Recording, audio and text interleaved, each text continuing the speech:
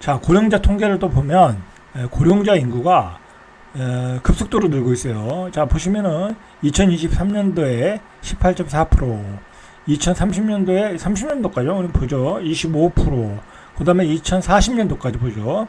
5% 정도 급격하게 늘고 있어요. 고령자 인구가. 자, 이렇게 고령자 인구가 늘면은 어디서 지출이 많아지겠어요? 일단은 그 노령연금과 그 다음에 두 번째로 의료보험이죠. 그죠? 다음 시간에 한번 의료보험 달아볼까 생각 중인데, 여러분들 급증하고 있어요. 급증하고 있어요. 노인 그 의료보험이 급증하고 있어. 이거 어떻게 할 건지 모르겠어. 그죠? 큰 걱정이야, 그거. 이렇게 노인 인구가 늘어나는데, 노인 의료비가 급증하면 그걸 다 누가 감당을 할지. 참, 우리나라는 참 깝깝해요. 자, 노령 뭐 성별을 보니까 남자가 43.9%, 여자가 56.1%, 여자가 훨씬 많아요. 그죠? 여자가 훨씬 많다. 여자가 더 오래 사니까. 자, 그 다음에 지역별 고령인구 비중을 보니까, 뭐, 이 초고령 사회로 가는 게 이제 20%예요. 기준이. 고령 사회는 14%야. 자, 여러분 이거 잘 보셔야 돼. 고령 사회는 14%, 초고령 사회는 20%인데, 초고령 사회가 어딘가 보세요. 거기에 부산이 들어가. 부산. 이거 나중에 한번 봐야 돼요. 이거 부산이 노인과 바다라고 그러잖아요. 그러니까 부산을 다 찍어보면, 지역별로 찍어보면 대부분이 20%가 넘어. 20%가 넘는다니까? 세종은 젊은 사람들이 많잖아요. 7%. 고령 사회가 많은 데는 대전. 그죠? 뭐, 대부분이 이제, 고령 사회이고, 초고령 사회로 넘어간 데는 강원도, 전라북도, 경상북도, 전라남도, 부산. 부산이 좀 특이하더라고요. 부산은 특별히 따로 볼 필요가 있어요. 자, 그 다음에, 사망 원인을 보시죠. 사망 원인을 보니까, 자, 1번이 뭐냐면, 악성 신생물. 그게 뭐 암이죠. 암으로 죽으시는 분이 가장 많고, 두 번째로는 심장질환. 세 번째로는 코로나로 뭐 어르신들이 많이 돌아가셨네요. 그죠? 4위가 폐렴, 뇌혈관 질환. 참, 그러면 뭐 암은 뭐 어쩔 수 없는 거고, 그죠? 이 심장 질환. 자, 이 심장과 뇌혈관은 수시로 체크를 받으셔야 돼. 이거 자주 체크를 받으셔야 돼. 심장 질환, 뇌혈관으로 많이 돌아가신다. 뭐 폐렴 마찬가지고. 자, 이렇게 많이 돌아가신다. 자, 그다음에 진료비 및 본인 부담금이에요. 본인 부담금. 자, 2016년도에는 본인 부담금이 390만 원. 그다음에 2021년도에는 497만 원. 거의 500만 원이죠. 이렇게 계속 의료 부담이 늘어나고 있다. 그 정부가 부담하는 것도 계속 늘어나고 있죠. 그러니까 정부의 재정 지출이 많아지겠죠. 자, 그다음에 공적 연금 수급률은 계속 높아지고 있어요. 이제 그 연금을 받으시는 분들이죠. 이건 좋은 거예요. 계속 높아지고 있어요. 정책을 잘한 거죠. 자, 2017년도에 46.9%가 연금을 받았고, 그 다음에 2022년도에 보니까 57.6%, 2030년도에는 한 70%까지 가겠죠. 한 65%나 그 정도까지 가겠죠. 연금만 가지고 먹고 살 수 있는 거예요. 이런 건 우리나라가 잘 돼 있는 거예요. 자, 교통사고 사망률. 자, 교통사고 사망률은 다행히도 줄어들고 있어요. 그죠? 줄어들고 있어요. 아주 좋은 현상이에요. 자, 요약을 해서 한번 다시 몇 가지 좀 볼게요. 2022년 65세 고용률은 36.2%, 10년간 6.1% 상승했다. 그러니까, 우리나라는 뭐, 더 잘 사는 나라가 됐는데도 불구하고, 나이가 들어서도 취업을 더 많이 하고 있다. 자, 그건 뭐, 몇 가지 이유가 있어요. 자, 우리나라 사람들이 성실해서 그래요. 성실해서 그렇고, 그 다음에, 연금 가지고는 못 살아요. 그죠? 연금 가지고 못 살기 때문에, 그리고 또, 연금을 받으려면 은퇴하고 나서도 한 5년은 있어야 돼요. 4년 내지 5년이 있어야 되니까 취업을 하시는 거예요. 근데 그래서 취업률이 높아지고 있다. OECD 중 국가 중 넘버원이다. 자, 이런 게 우리나라 경제 성장의 원동력이에요. 어떻게 보면.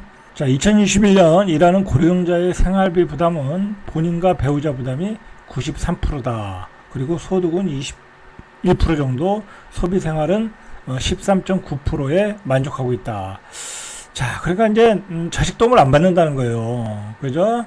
그러니까 너무 자식의 자기 자금들을 자기가 벌어놓은 돈을 몰빵하시면 안 되는 거예요. 그죠? 어차피 자식이 도와주지도 않는다니까요. 이제 요즘 자식들은, 자식은 나는 나고 부모님은 부모님이에요. 그렇게 생각해요. 세대가 바뀌었어요. 그리고 한 20% 정도가 만족하고 있다. 그죠? 만족도는 한 20%밖에 안 돼요. 그리고 대부분이 고령자 중 81.9%는 자녀와 동거를 할 계획이 없다. 그죠?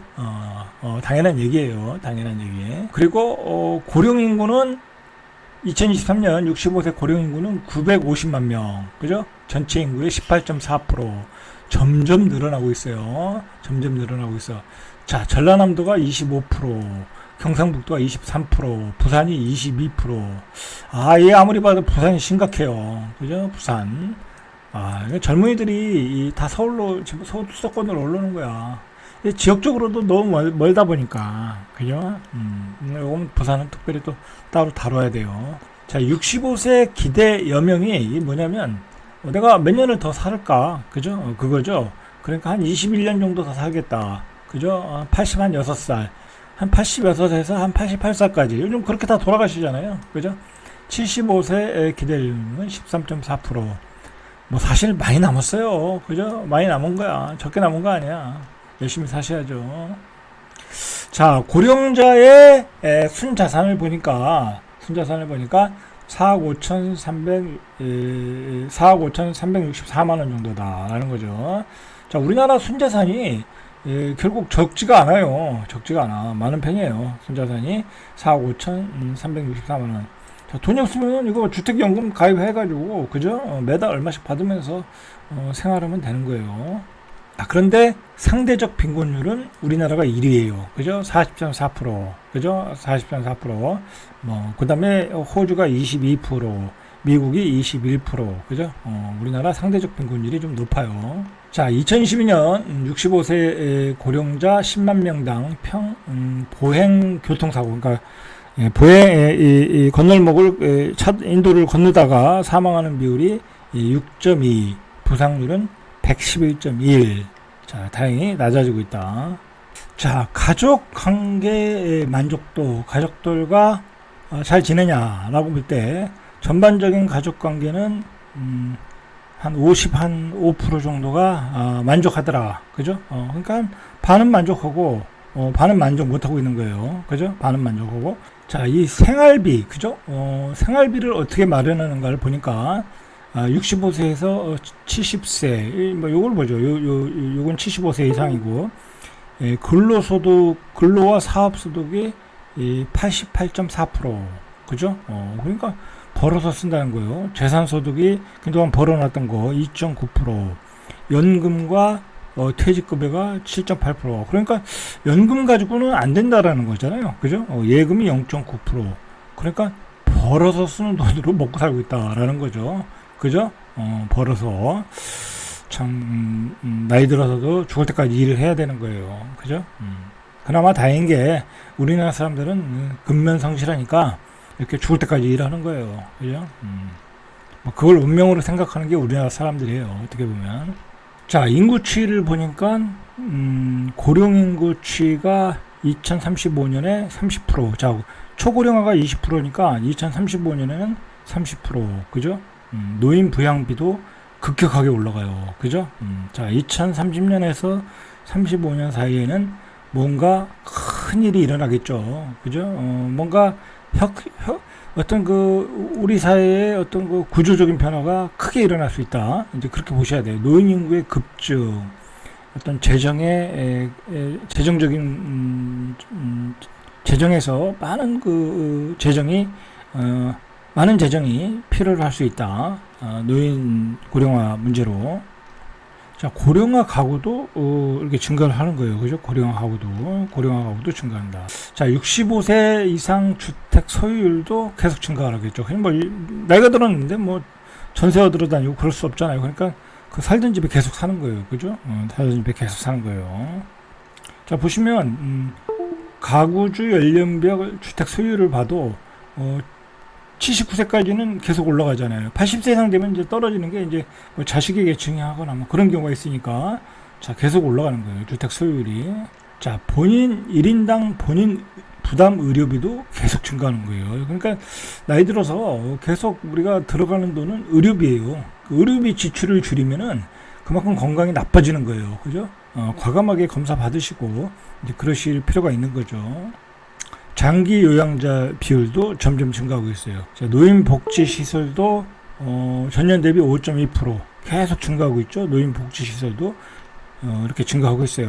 뭐 노인이 당연히 증가하고 있으니까. 자, 은퇴 연령층 빈곤율 우리나라 40.4%가 10명 중 4명이 빈곤하다라고 느끼고 있죠. 자, 오늘은 여기까지. 이상 잘다갑TV의 명품 PD 한 PD였습니다.